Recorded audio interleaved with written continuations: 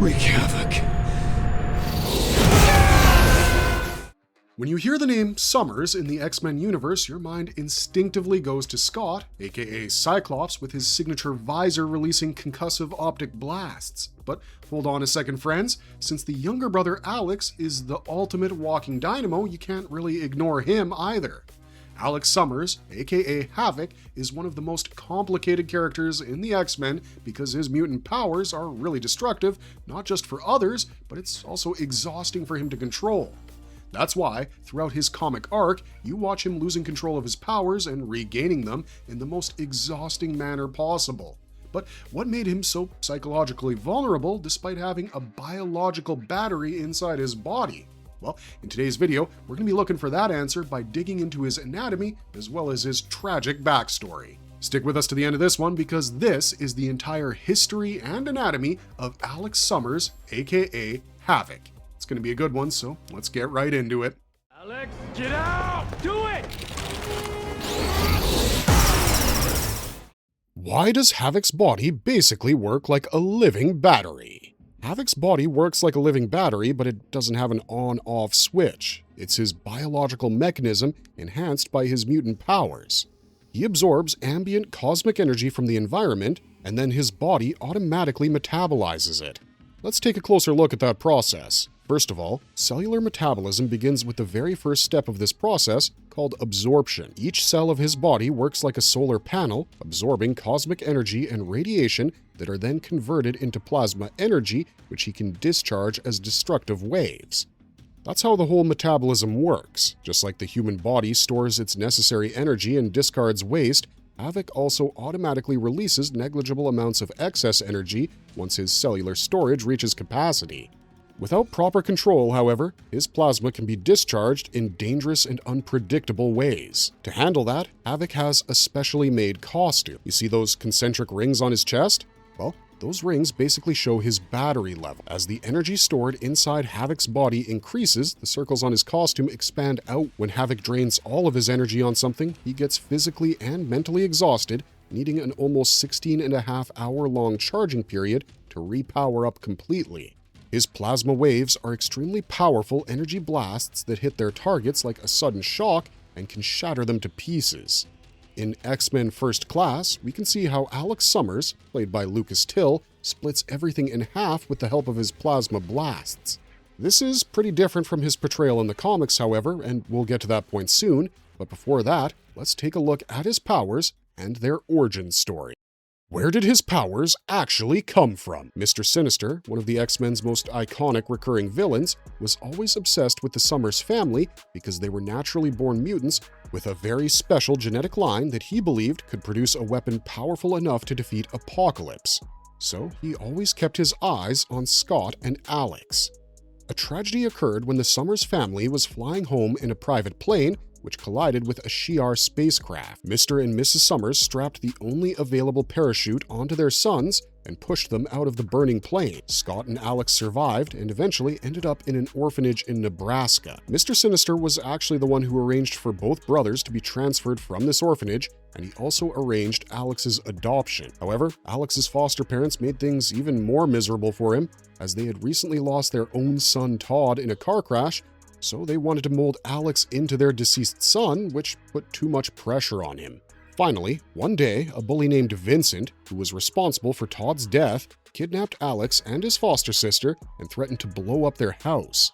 Alex unleashed an uncontrolled plasma blast out of fear and anger, incinerating Vincent. Then, Mr. Sinister stepped out of the background and into the picture, manipulating events for Scott and Alex directly. He placed mental blocks inside Alex's mind. These suppressed his energy absorption abilities and erased his memories of the incident. That was the comic book version, but the film version is much shorter. In X-Men First Class, Alex was confined to a prison, and he chose to stay there to prevent his untamed powers from destroying everything around him. Eventually, Charles Xavier used a prototype Cerebro system developed with Hank McCoy to locate Alex, and he and Magneto recruited the young mutant. What was the suit that kept him from losing control? Alex's suit has gone through many changes across the comics and film adaptations, but its core purpose remains the same. Much like the visor his brother Cyclops uses, the suit is meant to help Alex measure, regulate, and direct his plasma output because the powers he's gifted with are too dangerous when released without control. In the comics, he was initially captured by Larry Trask, who gave him a containment suit. It was the classic black bio-interface containment suit with the circular concentric gauge on the chest and the headpiece with 3 rings. We'll talk about those rings and what they do in more detail, but the suit was built primarily to regulate, monitor, and display his body's cosmic energy levels. Then, during his time with X-Factor, Alex received some blue and yellow upgrades for his costume, and when Alex was chosen to lead the Uncanny Avengers, Havok was given another new costume to sharpen his look. But the suit received a total visual remake for its screen adaptation in X-Men First Class, where it has a central metallic disc that acts as a regulator for his plasma output. Without this suit, we see Alex discharging 360-degree multi-directional beams that can literally destroy everything around him. However, with the suit, the plasma blasts become more controlled and have a fixed direction. Now, instead of his whole body releasing the energy uncontrollably, the central disc helps channel the output more precisely, protecting the people around him from an uncontrolled discharge. And we all know how dangerous those can be, right? Did Havok's body ever absorb an entire star? Havok didn't absorb an entire star or swallow it or anything like that. However, there was one incident where his cellular mechanisms went massive on a cosmic level. Things had escalated when Vulcan, aka Gabriel Summers, entered the picture. Gabriel is the long-lost third Summers brother, and he's really powerful, megalomaniacal, and totally nuts. Even though Havok is immune to Cyclops' energy beams, he's not immune to Vulcan's powers, so you can imagine just how dangerous this third brother is.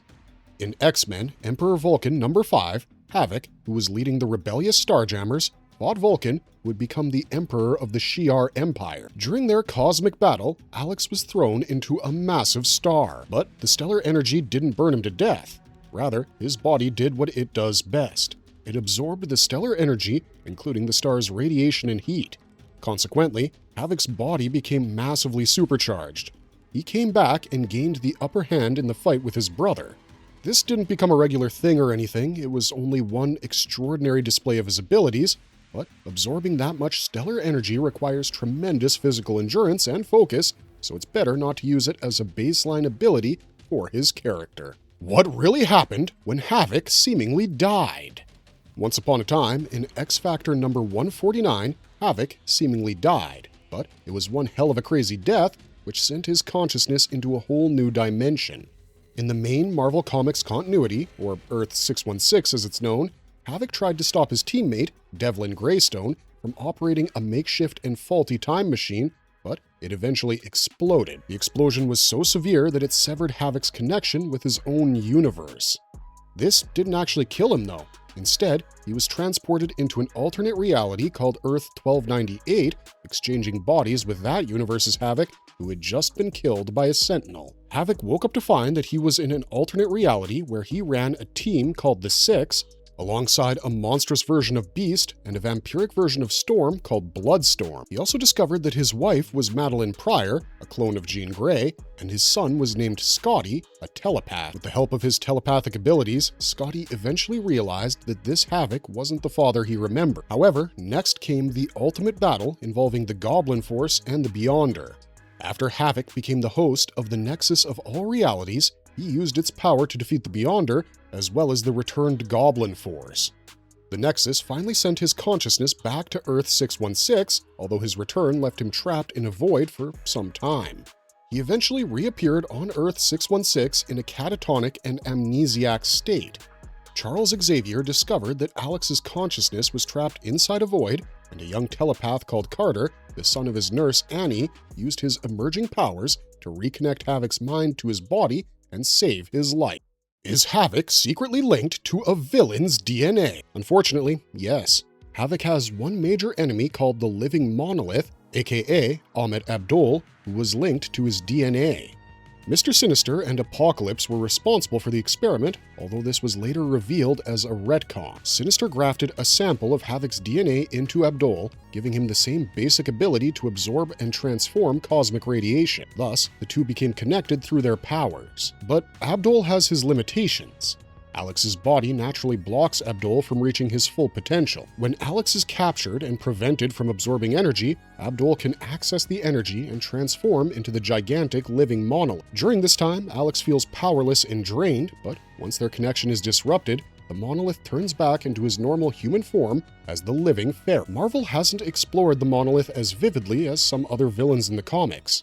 His first appearance was in X-Men number 54 in 1969 as the Living Pharaoh, and in issue 56, he transformed into the Living Monolith. He later returned in subsequent storylines, attacking the Fantastic Four and even working for Apocalypse during the 12 storyline, where Apocalypse used him as a living battery. That said, this character hasn't popped up that much in modern comics.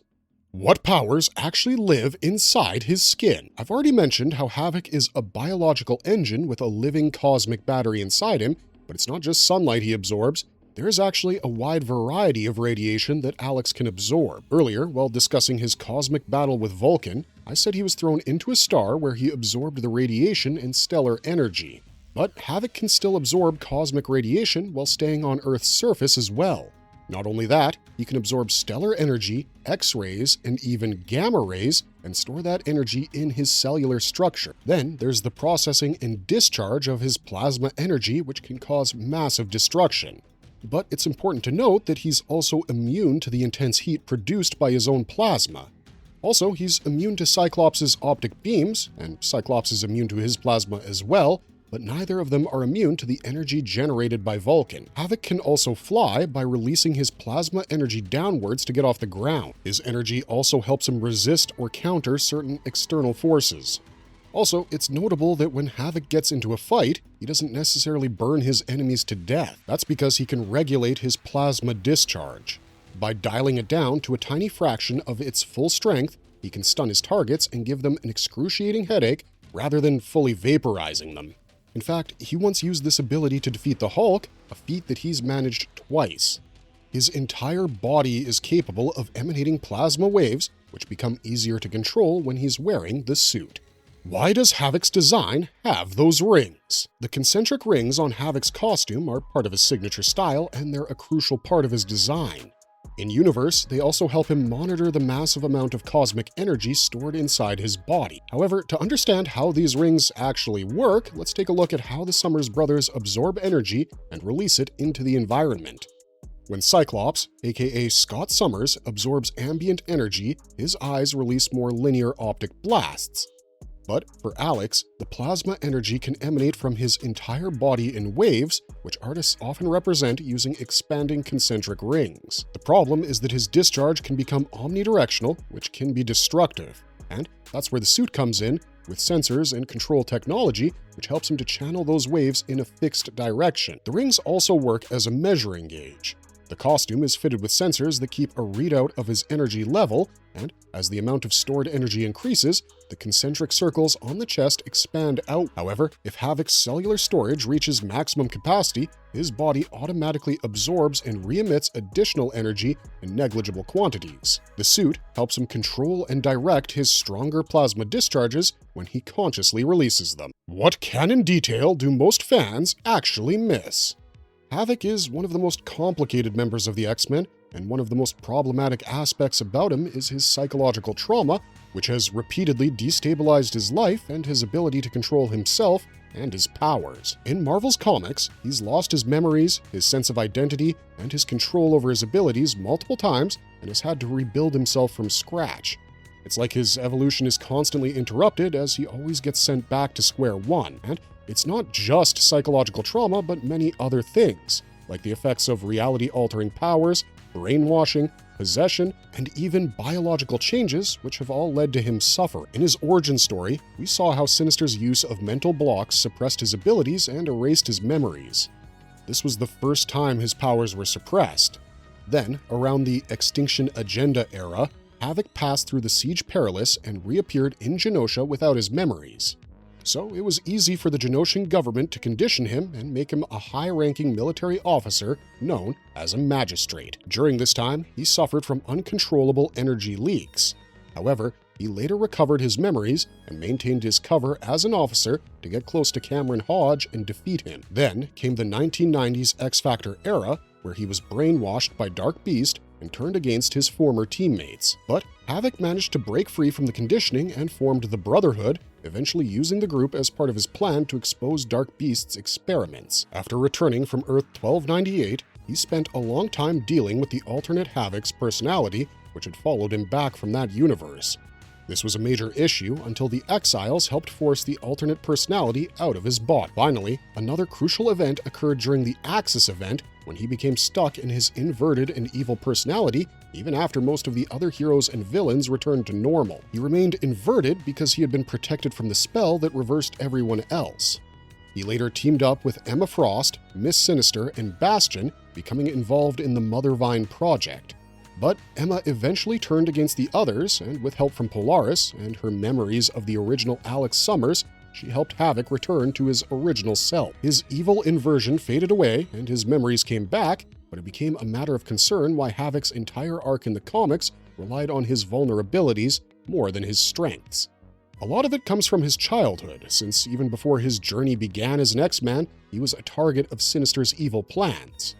But this could also be a deliberate artistic choice to differentiate Alex from his older, more confident brother, Scott. While we all know Scott Summers as the ultimate disciplined soldier with leadership qualities, his brother is known as a more vulnerable mutant whose lack of self-confidence is often his biggest enemy.